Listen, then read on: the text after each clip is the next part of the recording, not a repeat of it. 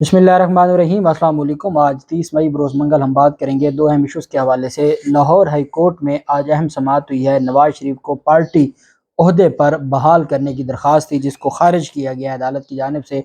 तकरीबन 15 मिनट की ये आर्गूमेंट्स दिए गए। बड़ी कोशिश की गई कि किसी सूरत में लाहौर हाई कोर्ट से के जस्टिस अली बाकर नजफी साहब से कोई रिलीफ मिल जाए, रिलीफ न मिला।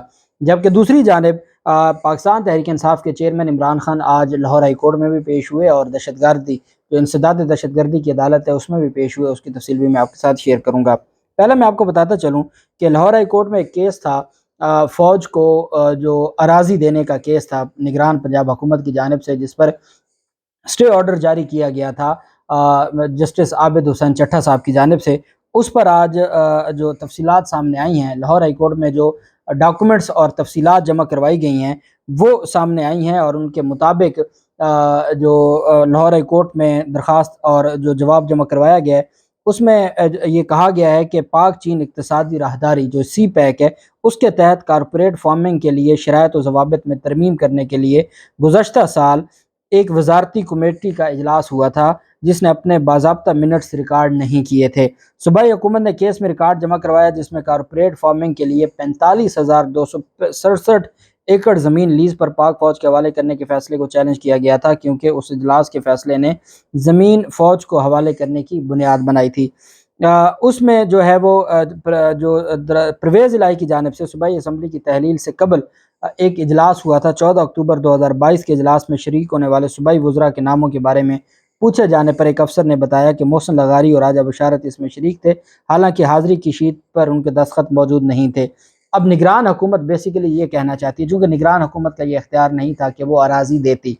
निगरान हुकूमत ये कह रही है कि जब इलेक्टेड हुकूमत थी परवेज़ इलाही की, उनके दौर में एक इजलास हुआ था, उस इजलास के ना मिनट्स ऑफ द मीटिंग है, ना उसका कोई रिकॉर्ड है, और ना जिन दो लोगों को अलेज किया जा रहा है कि वो दो लोग उस इजलास में मौजूद थे, ना ही उनकी हाजिरी शीट पर हाजिरी है। निगरान हुकूमत केस अपना ऐसे बना रही है कि ये हमने इनिशिएट नहीं किया था, ये इनिशिएट पहले हो चुका था इलेक्टेड हुकूमत के दौर में और हमने उस पर अमल दरामद किया है। फरवरी 2023 में बोर्ड ऑफ रेवेन्यू के मेंबर कॉलोनी की तैयार करदा समरी में बताया गया कि वजारती कमेटी ने अक्टूबर 2022 के इजलास में इस मामले पर तबादला ख्याल किया और मुतलका हुकाम को हदायत की कि वह हालात के तरमीम शुदा बयान का जायज़ा लें और उसे सूबाई काबीना में पेश करें।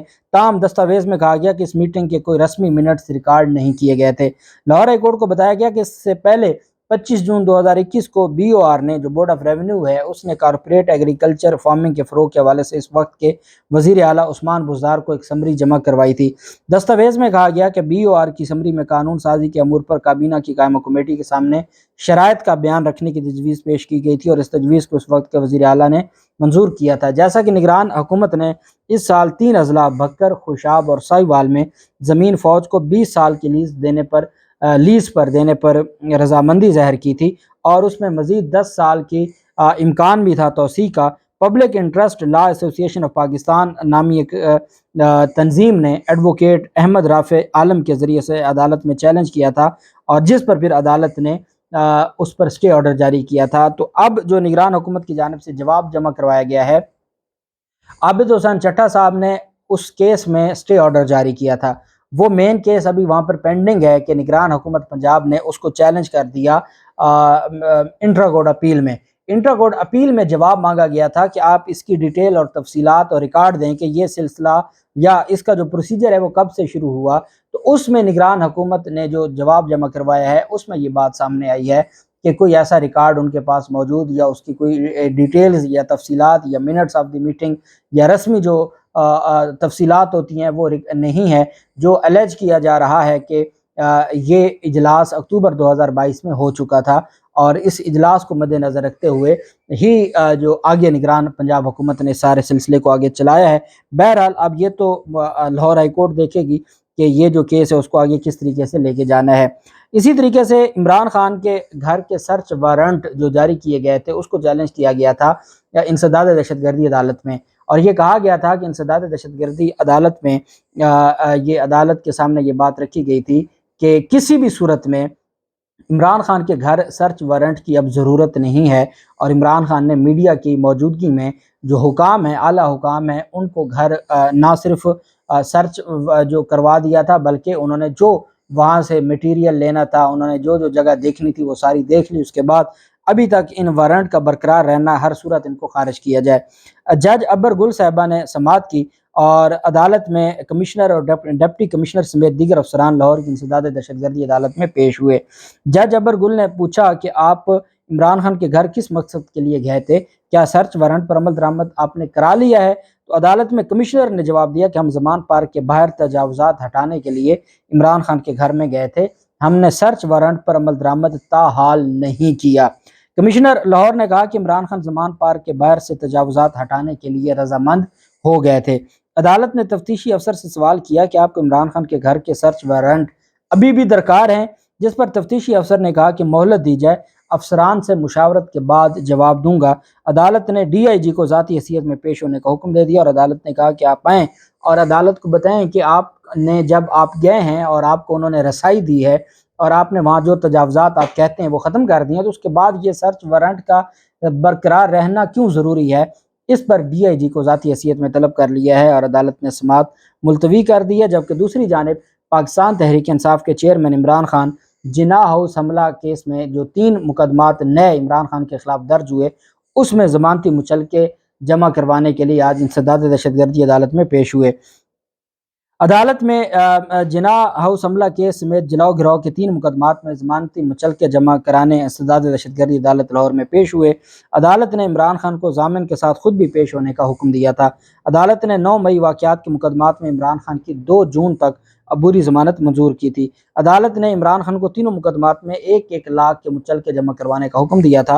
عمران خان مچلکے جمع کروانے کے لیے عدالت میں پیش ہوئے اور عمران خان کی گاڑی کو انسداد دہشت گردی عدالت میں لانے کی اجازت دی گئی اور عدالت نے عمران خان کے جو تینوں کیسز ہیں اس میں عمران خان کے چونکہ گھر کے ملازم تھے اور اس وقت یہ حالت ہے کہ جتنے بھی جو ضمانت کے لیے بھی مسائل پیدا ہو رہے تھے تو اس کو جو عمران خان کے گھر کے ملازمین تھے وہ ضمانت دینے پہنچے تھے، تو عدالت نے کہا تھا کہ عمران خان خود بھی ذاتی حیثیت میں پیش ہوں جب مچلکے جمع ہوں گے۔ بہرحال عمران خان پیش ہوئے، تینوں کیسز میں مچلکے منظور ہو گئے اور اب 2 جون کو ان درخواستوں پر سماعت ہوگی۔ جبکہ جو دوسری درخواست ہے وہ عمران خان کی درخواست پر سماعت ہوئی لاہور ہائی کورٹ میں، اور وہ عمران خان کا جو ضلع شاہ قتل کیس میں ڈائریکٹ سیشن عدالت کی بجائے لاہور ہائی کورٹ میں ضمانت لی تھی، اس میں بھی عمران خان نے ذاتی حیثیت میں پیش ہو کر مچلکوں کی جو ہے وہ تصدیق کروائی ہے اور مچلکے وہاں پر بھی جمع کروائے ہیں۔ رجسٹرار آفس میں پیش ہوئے، وہاں پر ان کے مچلکے جمع ہوئے، مچلکوں کی تصدیق ہوئی اور مچلکوں کی تصدیق کے بعد عدالت میں لاہور ہائی کورٹ سے وہ واپس روانہ ہو گیا۔ تو آج وہ انسداد دہشت گردی عدالت میں بھی پیش ہوئے اور دوسری جانب وہ پیش ہوئے جو لاہور ہائی کورٹ میں بھی، اور لاہور ہائی کورٹ میں پیش ہونے کے بعد وہ واپس چلے گئے۔ جبکہ لاہور ہائی کورٹ میں سابق وزیر اعظم نواز شریف جو پاکستان مسلم لیگ نون کے قائد ہیں، ان کے حوالے سے مسلم لیگ نون سے جڑے ایک وکیل ہیں جو ایک عدالت میں جب مریم نواز کے خلاف توہین عدالت کا کیس تھا تو اس میں انہوں نے کہا تھا کہ میں مریم نواز کے خلاف کیوں درخواست دائر کی گئی ہے، عدالت کو کہا تھا کہ ہم لوگ اپنے قائد مریم نواز کے دیوانے ہیں اور ہم کسی بھی صورت میں نہیں چاہتے کہ مریم نواز کے خلاف توہین عدالت کی کارروائی ہو۔ یہ وہ وکیل صاحب ہیں آفاق ایڈوکیٹ صاحب، عمران خان کے خلاف جو عہدے سے ہٹانے کی درخواست ہے، پارٹی عہدے سے ہٹانے کی درخواست بھی انہوں نے دی ہوئی تھی، آفاق ایڈوکیٹ صاحب نے۔ عدالت میں سماعت ہوئی، جسٹس علی باقر نجفی صاحب نے سماعت کی، تو اس میں جو وکیل تھے ان کی جانب سے کہا گیا کہ 2 کیسز ہیں، 2 معاملات ہیں، ایک ہے نواز شریف کا معاملہ اور ایک ہے، اب یہ بطور آبجیکشن کیس لگا تھا۔ آبجیکشن یہ تھا کہ نواز شریف کو نائل کیا سپریم کورٹ نے، نواز شریف کو پارٹی صدارت سے ہٹایا سپریم کورٹ نے۔ جب دونوں فیصلے سپریم کورٹ کے ہیں تو اب ہائی کورٹ کو کیسے کہہ سکتے ہیں کہ نواز شریف کو پارٹی صدر کے عہدے پر بحال کیا جائے؟ یہ آبجیکشن تھا۔ عدالت میں جب سماعت شروع ہوئی تو جو وکیل تھے آفاق ایڈوکیٹ، انہوں نے عدالت سے کہا کہ جناب میں 2 کمپیریزن آپ کے سامنے رکھنا چاہتا ہوں۔ ایک عمران خان ہے جو سرغنہ ہے ان سب کا، بار بار ورڈ عمران خان کے لیے سرغنہ کا استعمال کر رہے تھے۔ دوسرے ہیں نواز شریف، نواز شریف کو نائل کیا گیا تو ان کو پارٹی صدارت سے بھی ہٹا دیا گیا۔ عمران خان کو نائل کیا گیا ہے، ان کو NA-95 میاں والی کی سیٹ پر نائل کیا گیا، اس کے باوجود ان کو پارٹی صدارت سے نہیں ہٹایا گیا۔ میرا کیس یہ ہے کہ اگر تو آپ نے نواز شریف کو ہٹانا ہے تو پھر عمران خان کو بھی ہٹائیں، عمران خان کو نہیں ہٹانا تو آپ نواز شریف کو بھی نہ ہٹائیں۔ یہ نہیں ہو سکتا کہ سراج الحق کا ایک نعرہ تھا جماعت اسلامی کا، یہ وکیل کہہ رہا ہے کہ آپ کا چور مردہ باد اور ہمارا چور زندہ باد، ایسا نہیں ہو سکتا۔ عدالت نے کہا آپ تو ٹو دی پوائنٹ بات بتائیں کہ جو رجسٹرار نے اعتراض لگایا ہے کہ آپ کی درخواستیں اس وجہ سے ناقابل سماعت ہیں کہ یہ معاملہ تو سپریم کورٹ کا تھا، تو اب یہاں کیسے آ گئے؟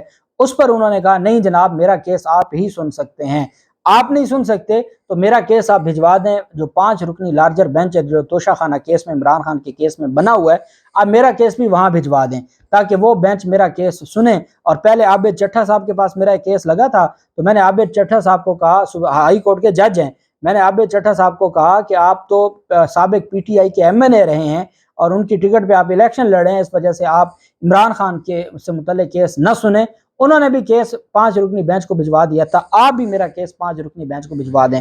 جسٹس علی باقر نجفی صاحب نے کہا بھی پہلے تو آپ اپنے کیس کو مینٹنیبل تو کروائیں، آپ اعتراضات تو ختم کریں، اس کے بعد آپ کے کیس پر نمبر لگے گا اور پھر کسی اور عدالت میں جائے گا، ایسے کیسے جب آپ اعتراضات آپ کے نہیں ختم ہوں گے؟ انہوں نے کہا جناب عمران خان، شیخ رشید اور سراج الحق، جن کا سرغنہ عمران خان ہے، ان 3 لوگوں نے نواز شریف کے خلاف سپریم کورٹ میں درخواست دائر کی، انہوں نے جھوٹی درخواست دائر کی۔ نواز شریف کے خلاف جھوٹی درخواست دائر کرنے پر جو عمران خان ہے، سراج الحق ہے اور شیخ رشید ہے، یہ صادق اور امین نہیں رہے، اس وجہ سے آرٹیکل 63 کے تحت ان کے خلاف کارروائی کی جائے۔ اب بار بار وہ آرٹیکل 63 کا، اب صادق اور امین آرٹیکل 62(1)(f) میں آتا ہے، تو وکیل صاحب کہتے تھے جی کہ ان کو صادق اور امین نہیں رہے تو ان کے خلاف آپ آرٹیکل 63 کی کارروائی کریں۔ تو عدالت نے کہا آپ نا 2 چیزیں مکس کر رہے ہیں، ایک آپ کہتے ہیں نواز شریف کو پارٹی صدارت پر عہدے پر بحال کیا جائے، وہ معاملہ ہے سپریم کورٹ کا، اس پہ تو ہم آپ کو سن نہیں سکتے۔